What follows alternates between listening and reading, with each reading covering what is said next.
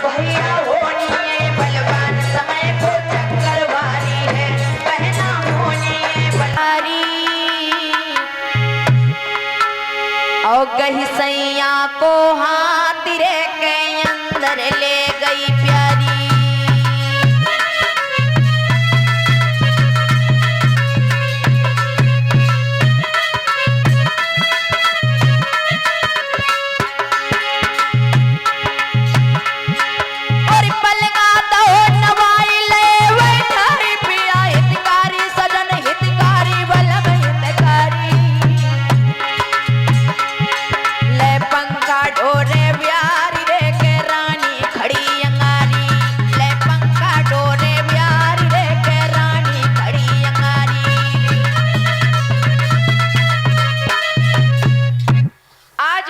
अपने पति को आता हुआ देखा, हाथ पकड़ करके सुंदर सा बिस्तर लगा दिया, उसी पर बिठा लिया, सोने की थाल में आरती को सजा करके लाई, अपने पति के पास खड़ी है। महाराज हरिश्चंद्र ने जब हाथ में थाली देखी तो वहीं पर इनकार कर दिया, बोले भद्रे ये थाल वहीं पर रख दो, अब इस पर मेरा अधिकार नहीं रहा है, क्योंकि इस पर अब किसी और का अधिकार बन गया है। रानी ने जब ऐसी बातें सुनी,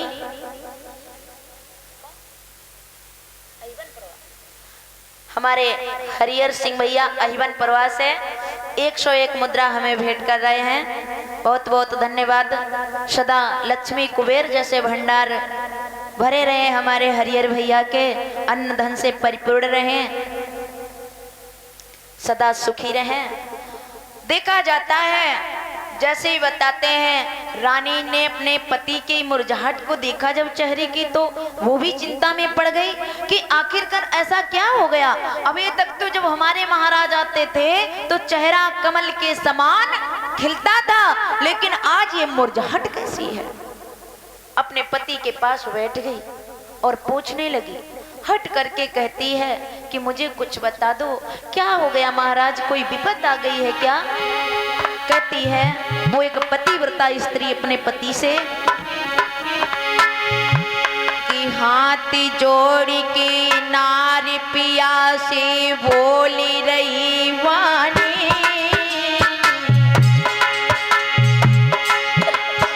और प्रियतम प्यारे आज तुम्हारी काया कुमिलानी।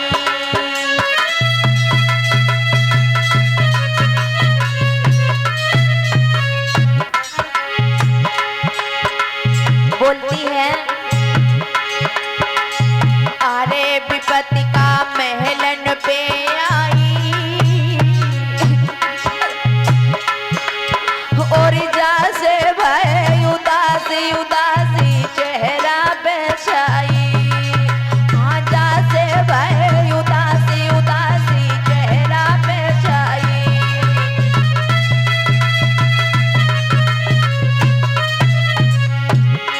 स्वामी अरे सजन ने कुसा जीवत लियो,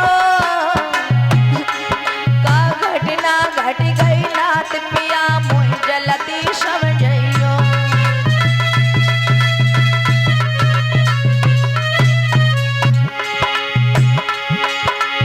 अरे पूछ रही चरणन की चेरी,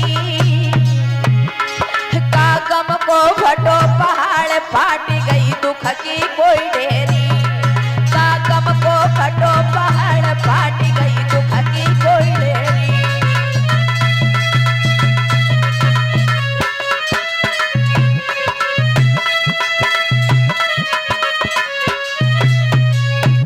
रानी बार बार कहती है महाराज कोई तो दुख है आप पर, ये मेरा दिल कहता है। देखिए जो सच्ची नारी होती है, अपने पति से सच्चा प्रेम करती है, तो अपने पति के हर दुख को जान जाती है।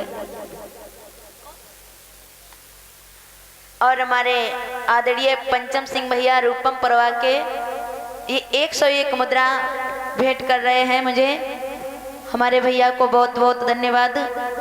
हर समाज में मान प्रतिष्ठा सर्वश्रेष्ठ रहे, धन लक्ष्मी से कुबेर भंडार भरे रहें, भोलेनाथ सदा मन की कामना पूर्ण करें।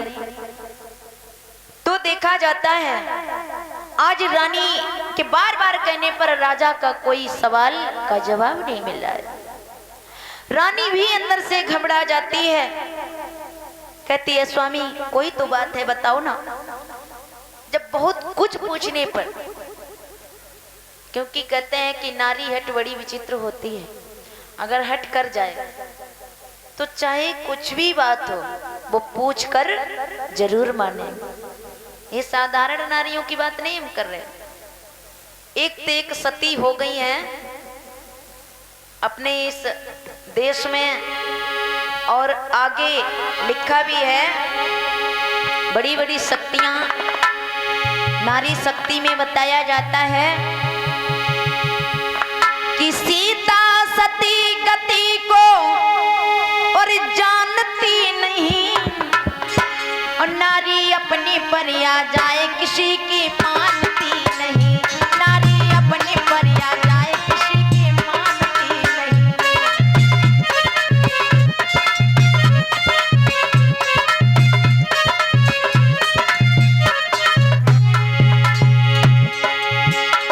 सीता सती गति को और जानती नहीं, नारी अपने पर आ जाए किसी की मानती नहीं, नारी अपने पर आ जाए किसी की मानती नहीं।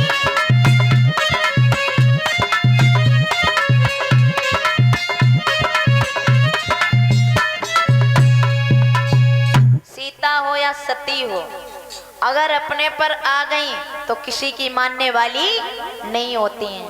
हमारी देवियां नाराज मत हो ना, हम आपकी बात नहीं कर रहे हैं, आप लोग इतनी अटीली नहीं हो, बहुत अच्छी हो। हमारे ग्राम चंगेरी की देवियां तो देवियां ही हैं सच में।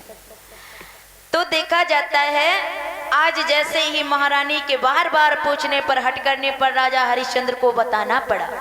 बोले देखो हमसे एक गलती हो गई, एक ब्राह्मण ने आकर के मुझसे सारा राजपाट दान में ले लिया है संकल्प करा करके। रानी ने देखा, बोले महाराज ये तुमने क्या कर डाला।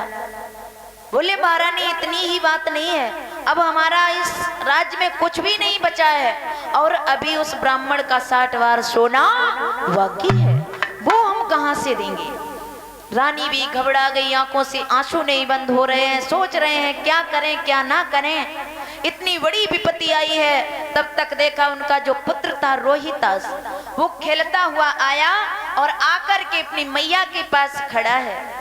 माँ के आंखों में जैसे ही आंसू देखे तो रोहित घबरा जाता है, बोले कुछ तो दुख है हमारी मैया और पिता पर।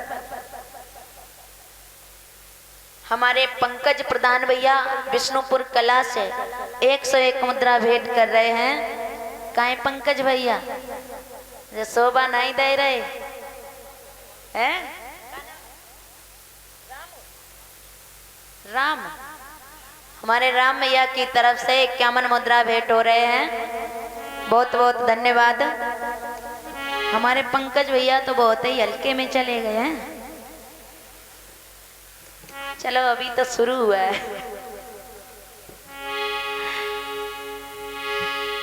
देखा जाता है हमारे पंकज भैया को बहुत बहुत धन्यवाद है, विष्णुपुर कला से आकर के यहाँ पर शामिल हुए हैं, 101 मुद्रा मुझे भेंट में दिए हैं, बहुत बहुत धन्यवाद हमारे भैया को। और जितने हमारे यहाँ के प्रधान भैया हैं, प्रधान पद प्रत्याशी जितने भी हैं, भगवान की कृपा से आगे चल कर के कोई तो विधायक बने, कोई सांसद बने, हैं, यही कामना कर सकती हूँ भगवान से, ब्रह्म बाबा से भी, क्योंकि ब्रह्म बाबा यहाँ के बहुत सच्चे हैं, जो भी मांगते हैं वो मिलता है। तो हमारी भी वाणी यदि सत्य हो जाए तो बहुत अच्छा रहेगा हमारे भाइयों के प्रति। देखा जाता है, बताते हैं महारानी, रोहितास कहता है कि मैया क्या हो गया, लेकिन माँ नहीं बता रही कि छोटा बेटा है घबरा जाएगा, लेकिन वो गोद में बैठकर बोलता है मैया कि भेदी बता दे मैया, पूछती तेरो लाला है,